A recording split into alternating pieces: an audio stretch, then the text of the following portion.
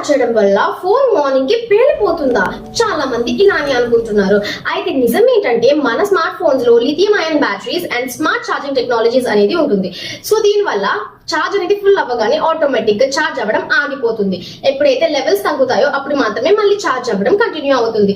అయితే ఇక్కడ villain over night charge చేయడం కాదు, హీట్ అనేది ప్రాబ్లం. సో ఎప్పుడైతే మనం ఓవర్ హీట్ చేస్తామో, లైక్ ఛార్జ్ పెట్టేసి మంత్స్, ఇయర్స్, డేస్ అలా వదిలేస్తామో అప్పుడు పేలిపోయే అవకాశాలు ఉంటాయి. అది కూడా డైరెక్ట్ గా కాదు.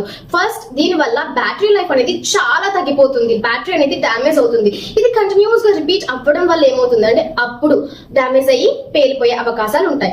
అయితే చాలా మంది ఏం చేస్తామంటే ఛార్జ్ పెట్టి బ్లాంకెట్ కిందో లేకపోతే పిల్లో కిందో పెట్టి పడుకుంటాం. దానివల్ల హీట్ అనేది మొత్తంగా ట్రాప్ అయిపోయి పేలిపోయే అవకాశాలు తప్ప ఓవర్ నైట్ పెట్టడం వల్ల మాత్రం కాదు.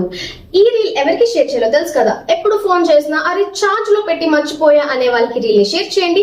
ఇలాంటి టెక్నిక్స్ ఏమైనా మీకు తెలిస్తే కమెంట్ చేయండి. Until then bye.